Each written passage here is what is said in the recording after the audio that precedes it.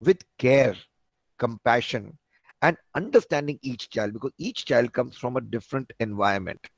We don't know what he's facing at home when he before he comes to school and after he goes back.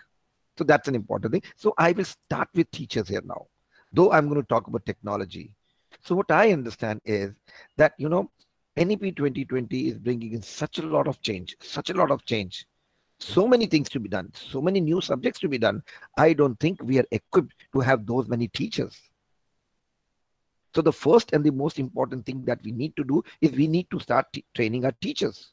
But imagine training 14 million teachers. It's a huge number. How do we do that?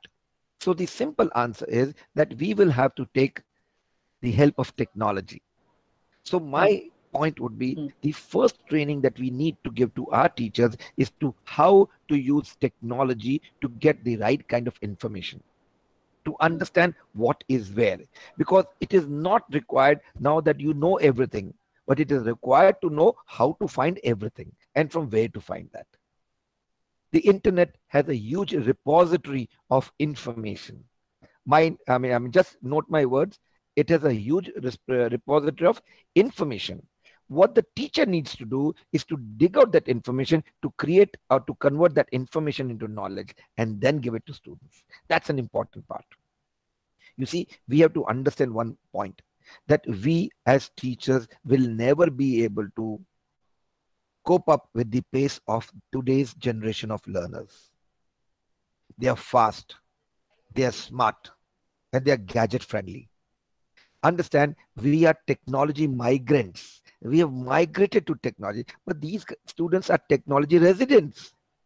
ये तो जमते ही इनके labs में they have mobile phones and they have computers. So we as teachers need to understand that instead of being a sage on the stage, we will have to be a facilitator. I'm going to quote Chanakya here. Chanakya is supposed to be called as one of the strongest teachers, one of the best teachers. You know what he used to do? He used to say that let the students know, or let the learner know, that I as a teacher know as much as you know. Let's learn together. And that's the kind of environment we need to give, because today's learner has to be motivated and guided. Rest he or she will be able to do that. Okay, so let me give you one more example. How can we use simple technology? Simple technology means just access to internet. One more important thing is we need to understand that this generation and this generation of learners and us as teachers, we need to take support of the internet. There's a huge repository of information out there. So if I were to teach students on volcanoes, say I have to take a topic on volcanoes today, what will I do? I as a teacher will come, open up my book and download all that I want to tell them during that time to all these students. So what happens? It's a one-way traffic. You are downloading things, they are listening to it, but there's no guarantee that they are participating or they're understanding or they are getting to know what you want them to know. Let's look at a flip side of that. That is a flip classroom. Instead of teaching today, if I tell them that tomorrow I'm going to teach you on volcanoes, I'm going to talk about volcanoes, and I want each one of you, if there are 30 students or 40 students, I want each one of you to get me 10 lines on volcanoes. Come and do a presentation. What will happen? Immediately, the students will rush, they'll go home and straight go onto the internet. They will Google it out. They will Google out volcanoes, but unfortunately, they will not find 10 lines. You know what they'll find? They'll find 10,000 lines. That is the information. Then what they have to do is they have to read through them and get their required 10 lines. So first important thing, see to it that you inculcate good reading habits among your students. Understand NEP 2020 talks about research-based learning. It talks about getting information on your own. For that, reading is important, but what we have realized that increasingly the students are reading less. We work with 1 million students on a day-to-day basis as of today. And our reports that we get from schools is telling us that students are not reading. So this year we've come out with a digital library that the student gets a book to read every 15 days. He reads, he records, and the book comes back. So we, are creating that value or that love for reading. Anyway, coming to the point is the students will go, they will read through that, they will scan through that, they'll skim through that and come out with their 10 lines. The next day, what happens? Each student gets up and gives a presentation and talks about his 10 lines. So first skill that he gets is how to do presentations. Second, he has to speak in front of the entire class. So communication skills. Third, he has to listen to the others and collaborate. So collaborating skills and through peer group. So what they do is they learn a collaborative peer group learning system where everybody brings in their own piece of information and together they discuss it and then they present it to the teacher. So what happens? Each and every student is participating. Each and every student is learning and they are discussing and they start thinking. That is there. So you start from that point of how to work in groups, how to have, a good kind of feeling with your own fellow students, how to learn together, how to learn on your own. And all throughout this, the teacher works as a facilitator. Imagine whatever is learned or understood or acquired during this one session, the students will never forget. So you don't have to worry about planning and preparing for your classes, for your exam. So if such simple things are taken up, we don't need to have expensive gadgets. A simple mobile phone with an internet is good enough. If they have computers, tablets, nothing like that, but give them this mode, allow them and show them how they can learn on their own, because today's child is capable of doing that. And the access to the kind of technology that we have, and so free access, at least 80% of our country has got access to internet. So that is something that we need to work on. So that's what I say is we need to train our teachers. So if we train our teachers how to learn, how to use those tools to get the right kind of information, convert into knowledge, then all other subject trainings can be provided using different portals, which the government is as it is planning. So what happens is you need not worry about traveling. You need not worry when to do, how to do. In the leisure of their own homes, in the comfort of their own homes, in the leisure of their own free time, teachers can go study, they can understand, they can reach out to other collaborative members, and then they can learn more, which is the most important part. Because let me tell you, 14 million teachers to be trained is not an easy task, and for a country as large as us and as diverse as ours. So that's one thing that we need to understand, that all our teachers should be technology enabled. Okay, we need to do that. Sabia ma'am, you've talked about teacher development. Suparna ma'am, you talked about teacher development. And somewhere Sumit sir has also talked about that we need to create our students for tomorrow, for the global world. Okay, so they need to know about everything what is happening in the world, and internet itself is the thing. The only thing is we have to teach them of the do's and the don'ts of the internet. And that is through social learning. That is through spiritual learning. That is for, when you tell them that, beta, this is not good for you, not for this age, you can do this later on, and then they will understand. So if all these things brought together, I am sure our teachers can shine, and we need not worry how to implement the NEP 2020. That's about the technology part. So what I say is you need not have high-end technology. A simple PDF, palm top device is good enough. Coming on to the languages part. So because we run the language company, and what we do is we work with around 3,000 schools. What I've really liked about NEP 2020 is they're talking about let's teach our students during the early foundation years, at least in the local language. Foundation has to be strong. Students need to be trained on that. They need to get the right kind of information. They need to understand that. Imagine on one side, we are teaching them how to comprehend in English, and on the other side, we are teaching them core subjects like mathematics and EVS in English. How would the child cope up?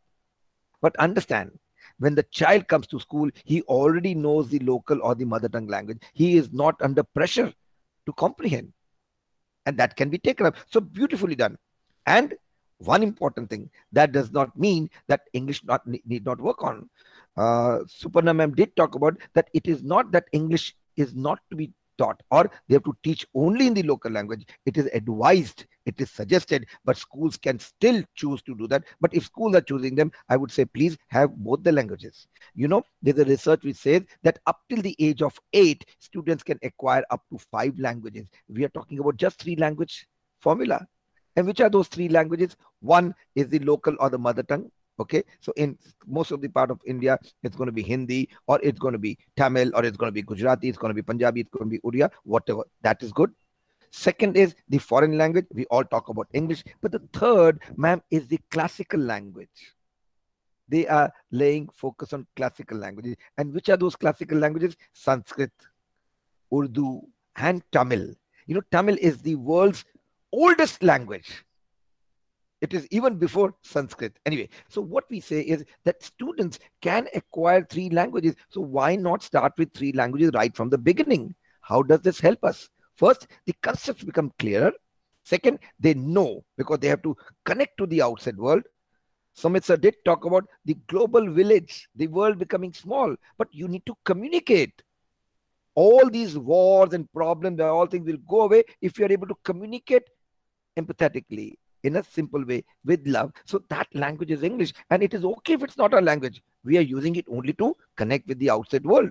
And the third is our own Sanskrit or our classical languages. Now, when I know my local language, I'm giving respect to the much required respect to the local language. The students will be able to get access to the local culture, local heritage. कौन कहता है India की heritage एक centre में है? It is everywhere. Each state has its own heritage. It has its own culture, and that is why the languages are there. So students will be able to respect that culture, get to know that heritage. English, we know for the world, and Sanskrit, one, to become more nationalist. Second, we will have access to that all that knowledge. I'm not talking about information. Knowledge which is there in the scriptures. We should access that. We will love our country more. We'll get to know more. You know what? The first aeroplane was not made by the Wright brothers. It was made by an Indian reading through those scriptures, though it flew only for 39 seconds, but they did it. So what is it that we're talking about? We are a rich country when it comes to languages. We are a very rich country when it comes to culture and heritage. If we know more languages, we can do better. And there's a saying that if a child can speak 3 or more languages, Suparna ma'am, if a child can speak 3 or more languages, the brain works better. Imagine one sentence you use 3 languages and still make meaning out of it. That is what we are looking at. So allow them to learn as many languages. And look at that. A kid speaking 3 languages will always be smarter, more vigilant, and more culturally rich. So we can always do that. So I would suggest that right from the beginning, earlier when we were studying, when you and I were studying, we had a higher level language and a lower level language. Why? Why can't we have all languages at the same level? Because language is never taught. It is acquired. So give them that environment. That's it. And one important thing, see to it, ma'am, that our students should be made to read and read and read and read and read, because a well-read person is a smarter person. And today's world, we need smart people who can go and take the country to the next level. Thank you so much. Thank you, Jaswinder sir, for sharing these valuable inputs on technology and language.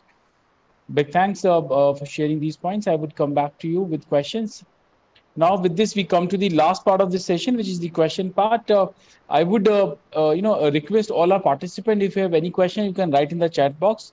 We have also received many questions during the registration process. I would start presenting these questions to our key speakers one by one. So once again, big thanks to all the key speakers, Somit sir, Sabiha ma'am, Suparna ma'am, Jaswinder sir. And now we have also been joined by Indrajit ma'am and Amita Mittal ma'am from Wisdom Global School, Ludhiana. Welcome, Amita ma'am. And before I start presenting these questions, and meanwhile our other participants start sharing questions, I would just take a minute. I would share my screen for a minute, and I would share what exactly we have been doing at school, Lalaji Solutions. And after that, we'll start, sharing questions. Some of you are already aware with School Lalaji Solutions, we are India's largest one-stop solution platform for educational institutions. We help educational institutions in in 3 different ways. We help them in buying writing, from right people at right price, we also help them in selling their old stuff, like their old buses, generator, furniture, to the institutions. We also help institutions in raising money, that may be in terms of loans or fee financing. Why any educational institution would need a platform like School Lalaji? You know, you already have your old suppliers, your team is expert, you believe you're getting good discount.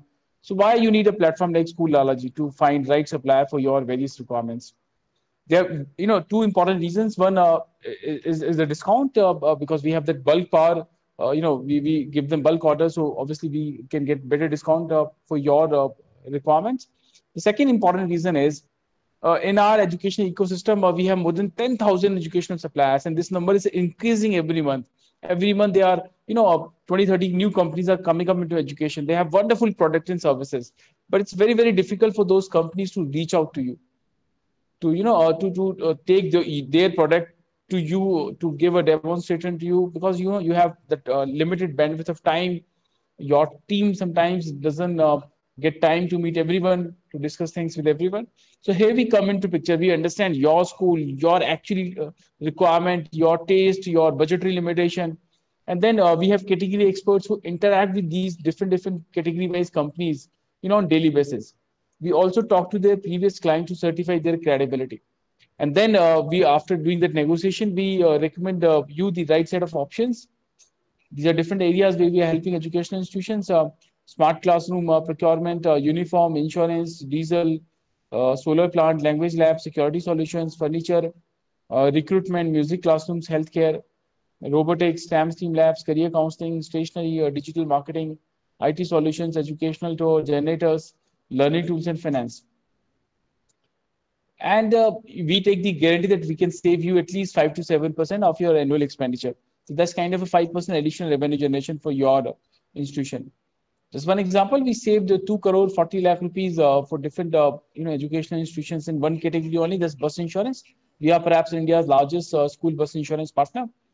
Some major highlights: so we did 8 megawatt plus solar installation, 3,000 plus bus insurance, 400 plus smart classroom, 2,000 plus cameras, 350 plus training programs, 56 old buses we sold from one school to other, uniform in 42 schools. By the end of 2021, we aim to reach out to 10,000 institutions. We need your support, your guidance, your blessings. So I'll end my talk here. And now we come to the question part. I would request all our key speakers, Soumya Srivastava sir, Sabiha ma'am, Suparna ma'am, Jaswinder sir. If I start, may present these questions to you. Soumya Srivastava sir, if we have your presence, may I present the first question to you? Yes, please do. Sir, I have also posted the question in the chat box. Mr. Shahbaz Ali, he's a PGT with the Al Barkat Public School, Aligarh. What would be the difference in syllabus of state board with CBSE, ICSE board? Or is it that everyone would have the same syllabus?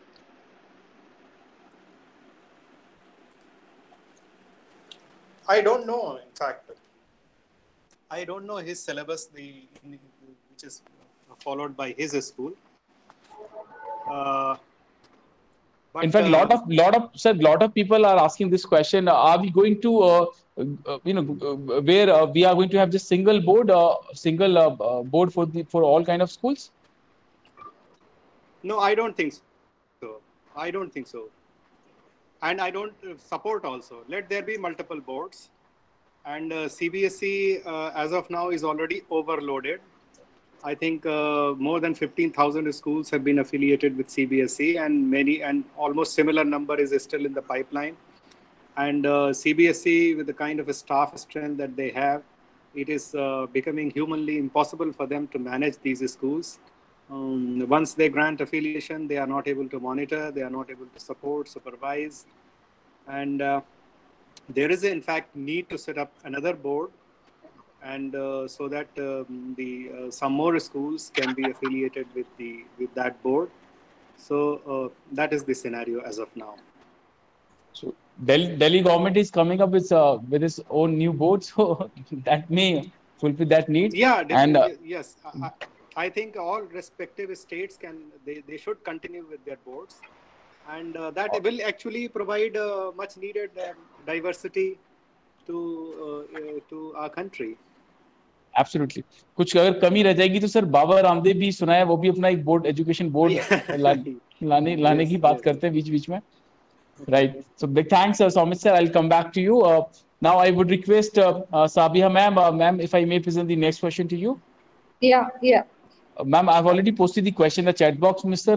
Moidun Hashmi, he's a teacher with the Yara International School, Riyadh. The question says, according to NEP 2020, board exams will be made easier as they will test primarily core capacities, competencies rather than months of coaching and memorization. But how? How you can assess these core competencies, ma'am? The whole assessment process will be reformed slowly but steadily according to NEP, and from the beginning itself, the emphasis will be on the conceptual learning rather than the rote learning.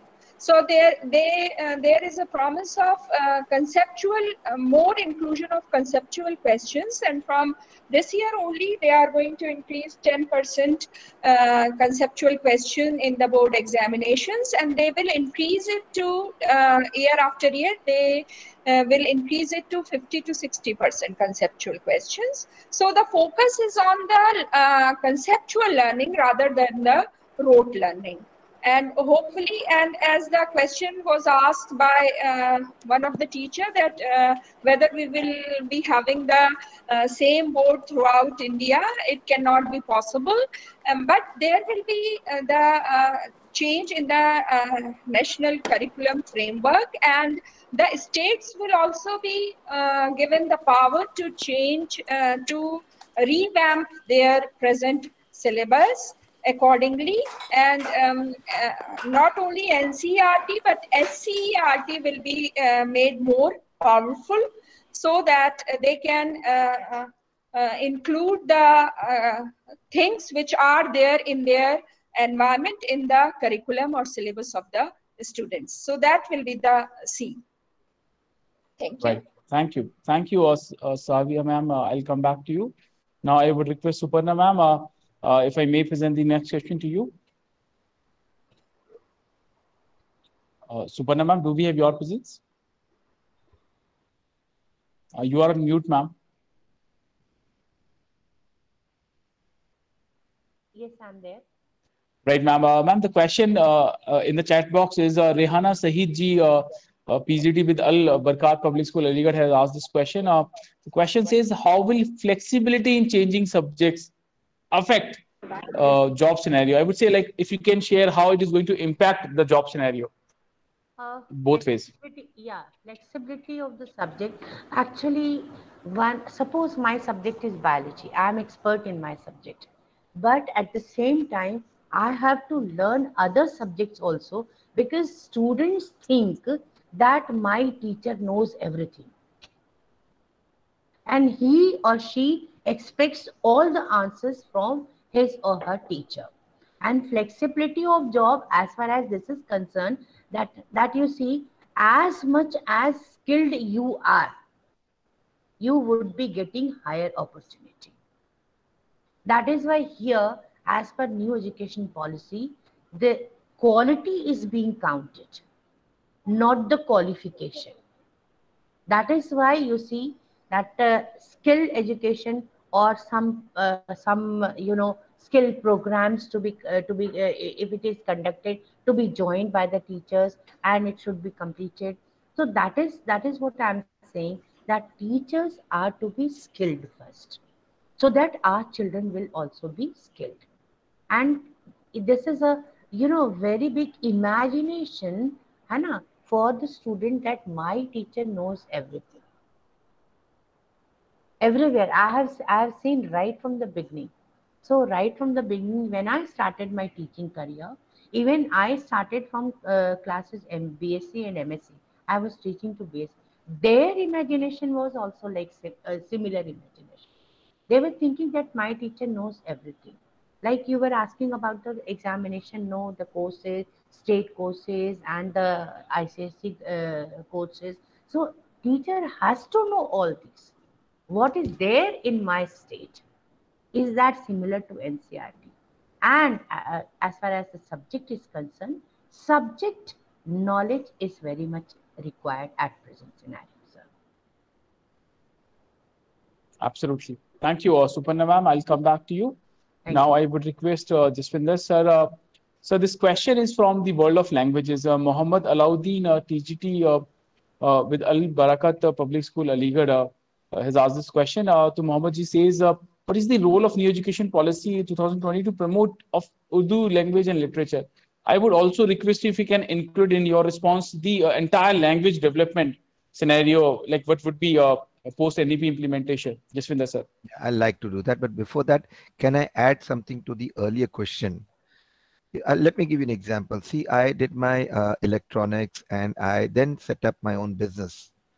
Had during my education, had I taken accounts or international business or legal matters, I would have been a better businessman, right?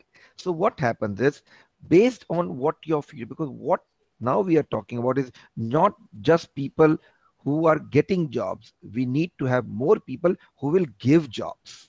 Okay, so we need to have more SMEs, small medium enterprises, and that is where the world becomes better, and that is where the country becomes stronger. So when you have a combination of different things, and if you have decided that this is what you want to do, that works up. Let's look at somebody who has a family business, and that family business is, say, mechanical. But if that guy does mechanical engineering, but along with that, if he looks at design, right? So he can use design in his mechanical industry. So that is where this combination of subjects works. Third thing is that if I have to study which I don't like, I am not going to prosper in life. So let me have some subjects which I love, I like to do, then maybe I can have newer streams. Because it is always said that what we have studied, we don't use it in our businesses or in our work. So in this way, students will be able to use that. Okay. Now coming on to this point on, according to NEP 2020, what is it that is going to happen to Urdu as a language? I would first, tell to Mr. Alauddin, Mr. Mohammad Alauddin, is that NEP 2020 is giving each language its due respect. Whether it is Punjabi, it is Hindi, it's Tamil, it's Urdu, or any other language. So NEP nowhere says that this language or that language should not be used. Each language has its merits and they have to be looked into. What I am told is they are going to classify certain languages as classical languages. And the students in those areas have the option of going in for that. They have already classified Sanskrit as one of the classical languages. I'm sure they are working on and getting other classical languages. Because, even Urdu, let's understand the initial doctors, all those scriptures are written in Urdu, the medicine, right? So we will be able to get Unani medicine, am I right, Sabia ma'am? Yes, sir. यूनानी, Yes. तो यूनानी जो था वो सारा उर्दू में है ना, Yes. और फारसी में है. So language, I'm telling you, see, language is not that you only need to speak. Language is to know more, to get deeper. Nowhere is it said that X language is good and Y is not good. So each language has its value, but what I'm told is certain languages are going to be classified as classical languages, and that is where it will work.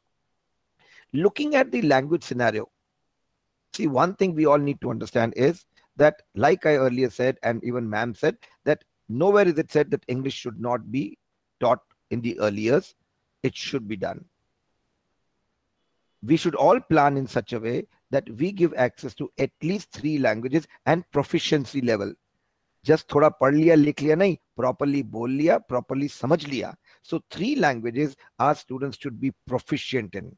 Superb in that, and one of them has to be English, because India is already the back office of the world. India is planning to be the factory of the world. India is going to be the service center of the world, and when we have to communicate with the world, these English other language is important. So let's keep that aside. It has to be done, and we have to become better than what we are right now. One. Second thing is the local language, initial to understand and know the local heritage. the national language or culture, classical language, to know more about our culture, because now we need to go back to the Gurukul system.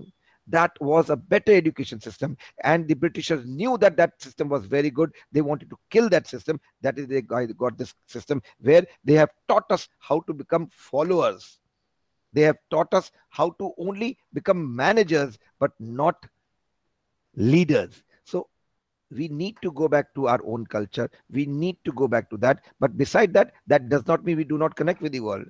So we as Indians should know at least 3 languages. Beyond that, it is a child's choice whether they want to do or not. But 3 languages is something that is there. And that is exactly what NEP 2020 is talking about, the 3 language formula.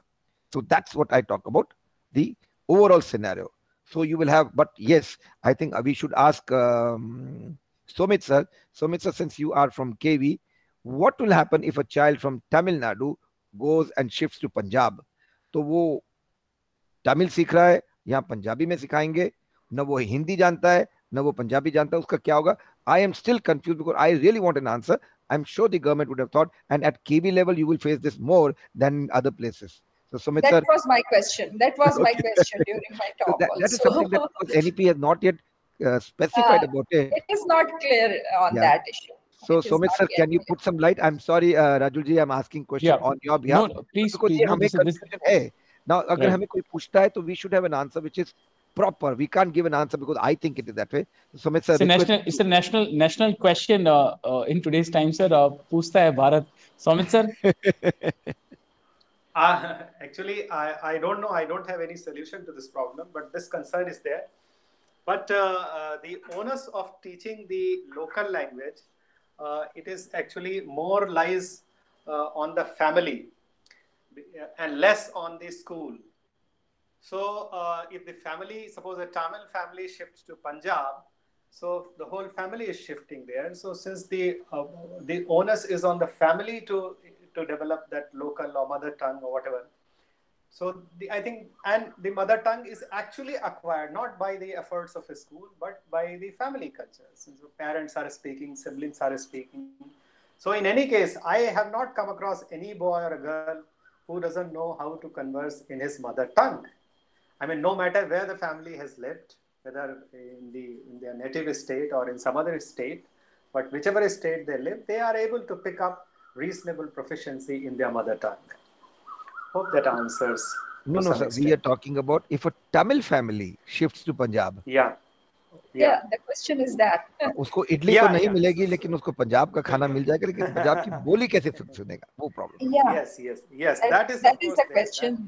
That will be there. That will be there. So maybe his classmates, his friends, and the way he plays out in Punjab, that will make him to acquire that language. And people do acquire. I have seen many Tamil people, when they settle in Punjab, they pick up Punjabi, and in fact, they in fact love Punjabi food. And in fact, they stop eating idli and sambar, and they in fact pester their parents that I want chola bhatura and I want Punjabi. Sorry to interrupt, but I think the solution is bilingual only, English and the local language, the medium of instruction. So that if a child is Tamil and shifted to Punjab, he will be instructed both in Punjabi and English, so he will be able to understand what is going on in the classroom. Otherwise, it will be difficult for him to understand if that is totally in Punjabi or something like that. So it should be clarified and. तो मैं एक hypothetical चीज यहाँ पे सोच रहा हूँ आप लोगों की बात सुन के, क्या इस वाले क्लॉज का पोटेंशियल आगे जाने वाले समय में हो सकता है कि हमारी जो पारिवारिक जो सिचुएशन होने वाली वो चेंज हो सके? For example if some father gets transferred from Chennai to Punjab, तो वो अपनी फैमिली को वहीं छोड़े और पंजाब अकेले आ जाए? ये तो डिफिकल्ट है, ये तो पॉसिबल है ही नहीं. That is he is putting in some kind of humor in that, I think. So ये उस वाले वे में चला गया, but right now we have been joined by Indrajit sir. तो जब आप Indrajit sir हमारे साथ हैं, तो we should not lose the opportunity to understand from his wisdom. Indrajit sir, there was a question in the chat box. Mohammad Saud Najim ji has asked this question. He's a TGT Science with Al Barakat Public School, Aligarh. The question says, NEP provides an important opportunity to move Indian education from sorting every student to develop to their maximum potential. But ground realities are different. Is it possible to implement this policy besides different challenges? Indriji sir? Sir, you are on mute.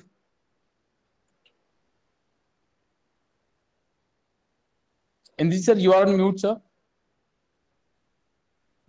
What is the question, sir? Please. The question says, NEP provides an opportunity to move Indian education from sorting every student to develop their maximum potential.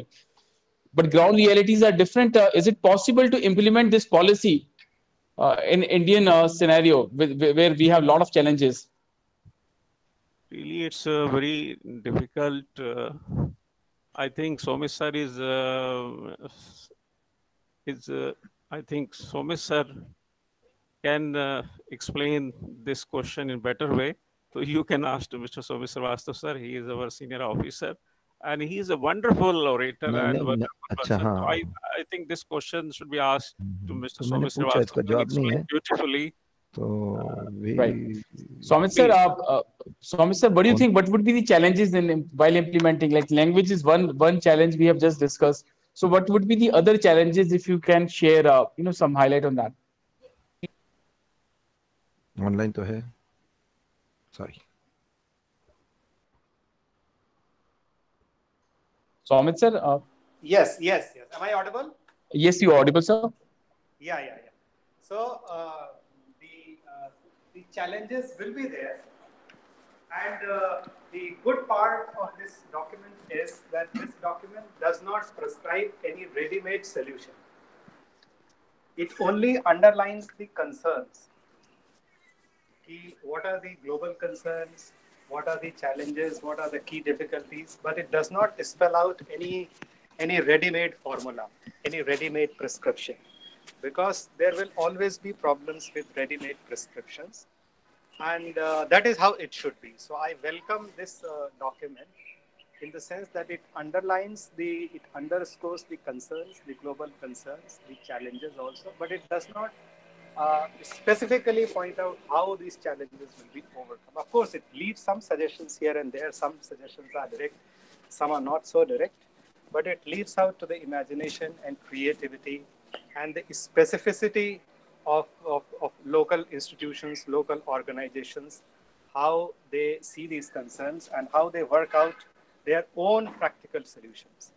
And once these practical solutions emanating from different organizations and institutions, when they become available for scrutiny to other institutions, then probably better and better solutions would emerge.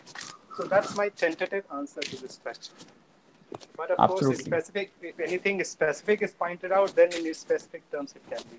Absolutely. Thank you. Absolutely. Thank you, everyone. Thank you, Somesh sir. Thank you once again to all the key speakers, Somesh sir, Sabiha ma'am, Suparna ma'am, Jaswinder sir, and now Indrajit sir for joining, and Amita Mittal ma'am. With this, we come to the end of this very, very special session. But before we end the session, I would request if we can have your concluding remarks. And we have also established one very interesting practice that while sharing your concluding remark, if you can also suggest one idea that you would like to execute or implement if you get a chance to become Union Minister of Education. So what would be your priority? So I would request Jaswinder sir, sir, if we can begin with you, if I may request you for your concluding remark, and what would be your priority if you get a chance to become Minister of Education?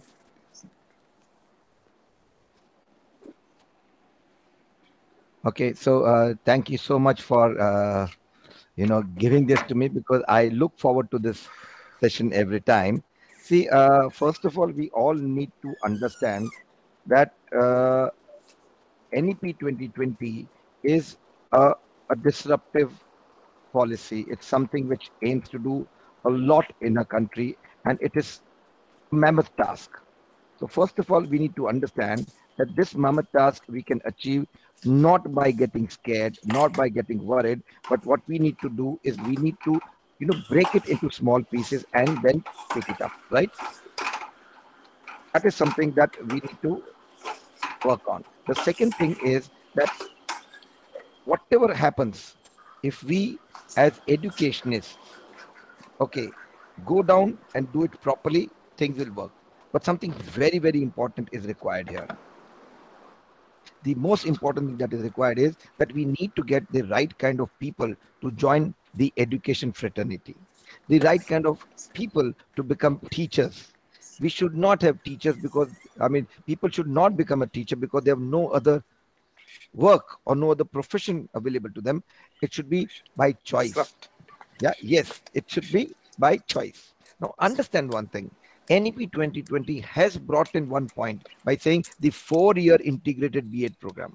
What does that mean? Right after +2, a person can decide, okay, I want to get into this industry. Let me plan, prepare, and make my future in this. So they are already prepared to become a teacher. And those are the people who do wonders. So we need to have the right kind of people joining this. How do we do that? How do we do that? For that, we need to see to it that we give them the right kind of salaries and give them the right kind of respect. Respect is very important for the education fraternity. In the last 2 years, things have been bad, or rather the COVID time, teachers have given their best, more than what they were supposed to do, but still they have not been treated properly. I would boldly say that to the government also, that they have not looked at teachers, especially the private teachers, properly.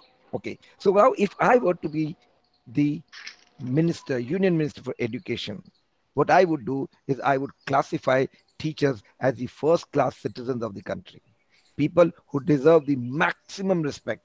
It is not the IS officers. It is not the IRS. It is the armed forces and the teachers. Both one which makes our country's future safe, and second, which makes our country's future strong. All these people have to respect more. You know, recently, around a month back, one of these Scandinavian countries, you know, where the doctors and the engineers are paid less than the teachers, these doctors and engineers went over to the government office and said, why are we paid less? There was one simple one-line answer. The answer was, because you are common people. That means teachers are not common people. They are the ones who develop you. They're the ones who work on you. You are the reason because of the teachers. So give them that respect and never compare yourself. So what I have done, Indrajit sir, Sumit sir, Sabia ma'am, and Suparna ma'am, I am on a mission. I've been talking about this mission since long. I'm on a mission where I need your help. I just hope that I can get that help from you. So let me share a screen with you. Can you see the screen? Yeah, can you see the screen? Yes, sir. Yes, Yeah, okay. yes, So I yes. come from this company where we set up language labs and things like that. And during our last 15 years of being into this, where we train 1 million students every day, we have trained more than 25,000 teachers on how to use technology to teach languages. So now it's time that we come up with recognizing all these educationists. You know what? All doctors write a DR before them, engineers write ER, chartered accountants write CA. Why can't we have an ED written before our names? Let's go ahead and recognize ourselves, recognize all our fellow teachers, and tell them that right now onwards, write an ED. Have the pride of being a teacher. Get onto that. Let your teachers know that they mean something to the world, that they are important and they are recognized. Let's not wait for the government to do everything. We ourselves can do that. Let it flow down. Let that happen. And I'm sure people will recognize that. So here, what I've done is I have, taken the liberty without your permission to write this thing, right? So can we not write this? It will be Good. great to have, teachers write this. If you can write this and let your fellow teachers, your staff members, because you are edu leaders, you are the principals, sir, you are the deputy commissioner. If this can go down, nothing like it. And if somebody is respected, they will never ever do wrong. I don't say all teachers are great, but all teachers are supposed to be great, and they will if we give them the right kind of respect. So this is what I would do if I were to be a minister. But even if I am not, together we can do it. And let this go down to your desk, on your letterhead, on your documents, if you are able to write. And if you choose to write ED, I'm sure this will make a small difference, but slowly we will be able to come down to what we actually want. Thank you so much. Thank you, Jaswinder sir, for sharing that. Big thanks for pursuing this wonderful mission. You have our support. Now, I would request Suparna ma'am. Suparna ma'am, if we can have your concluding remark, and what would be your priority if you get a chance to become Minister of Education? Suparna Sinha ma'am.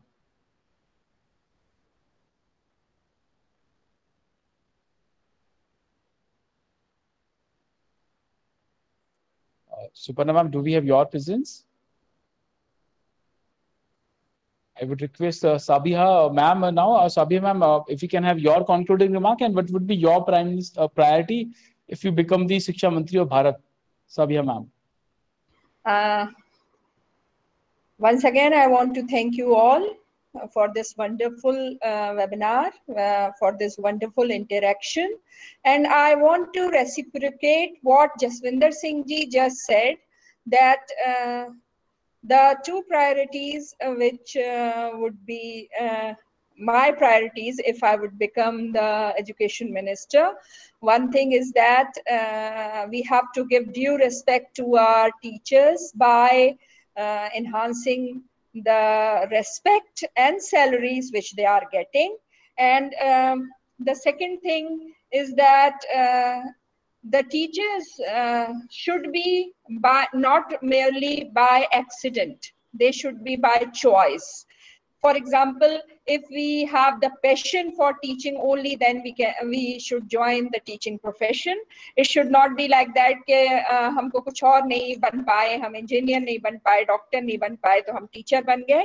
That is the common thing which is occurring nowadays.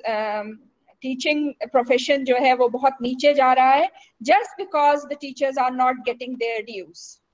In India especially, they are not getting, and especially the school teachers, they are not getting their dues, though they are called as nation builders. और हमारी परंपरा में, हमारे इतिहास में गुरु है, गुरु से ज्यादा जो है सम्मान, और गुरु से ज्यादा जो है वो संपन्न किसी को नहीं होना चाहिए जितना गुरु को होना चाहिए.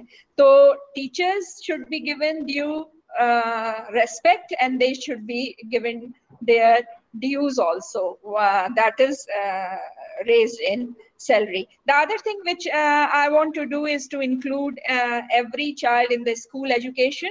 And this NEP, though it is very, very good and promising to improve the education system in India, but it is a mammoth task, as rightly said by Sumit sir. So we cannot expect that everything will be fine and it will be implemented in a few months like that. But at our own place, whatever we can do to improve our education system and to implement the good things which are there in the NEP, then our job is done. Thank you all of you. Absolutely. Thank you, Sabia ma'am, for participating, sharing these wonderful thoughts. Now, I would request Soumya Srivastava sir. Sir, we'd like to end the session with your remarks. And I would request if you can have your concluding remark, and what would be your priority if you get a chance to become Union Minister of Education?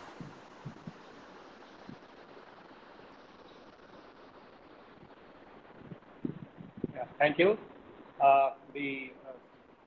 My concluding remarks would be as under. First of all, let us adopt and embrace this document. And there are various things that to be done to fully implement this document. And in fact, Government of India has in fact fixed 10 years time to implement all aspects of national education policy. So let's not bother about the implementation in its entirety. Already a lot is being done. It doesn't mean that when the document was not there, nothing in it was being implemented. In fact, many things were already under implementation. They were being done. But of course, with increased focus, now people find all the more reason and rational to do it more vigorously and create more emphasis and impetus around these points. And some things, of course, will take time. So let us wait.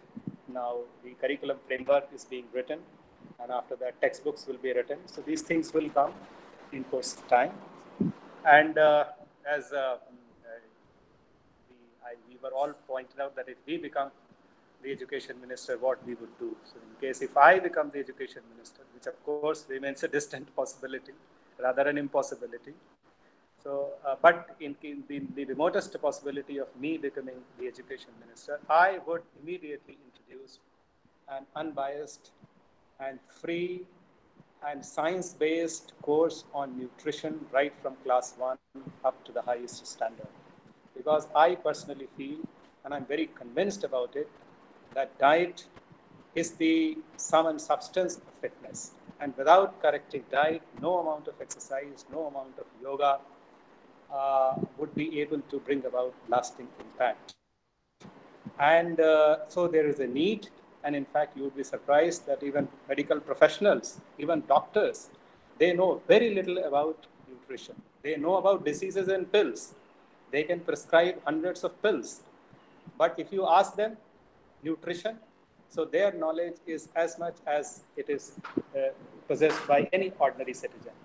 And in fact, they also pick up this commonsensical knowledge through common discussion and by newspaper reading, etc. I don't know whether by design or by omission, it has to be a design, deliberate design. The doctors have been kept away from a proper and unbiased course on nutrition, because the medical profession and the nutrition, they are in fact contradictory to each other. If people become fit, then it suffers. It actually it gives a shock to medical profession. So maybe for this reason, for commercial reason, the proper course on nutrition has not been included in MBBS or in MS or MD, or any of the medical courses that are practiced around the world. A proper course on nutrition is not included. So there is a need, and I would do it right from class 1 up to the highest standard. Thank you. God bless all of you. Thank you, Somit sir, for sharing these wonderful points and for your remarks, for your participation. Big thanks once again to all the key participants, Somit sir, Sabia ma'am, Suparna ma'am, Jaswinder sir, and I also thank Indrajit sir and Amita ma'am for joining us. I also share my special thank to all the participants for being with us for the entire session to make this session truly special. Big thanks once again. We'll end this session here. Thank you all. Thank you. Thank you. Thank you. Thank you. Thank you. Thank you, everybody. Thank you, ma'am. Thank you, sir. Thank you. Thank you, sir.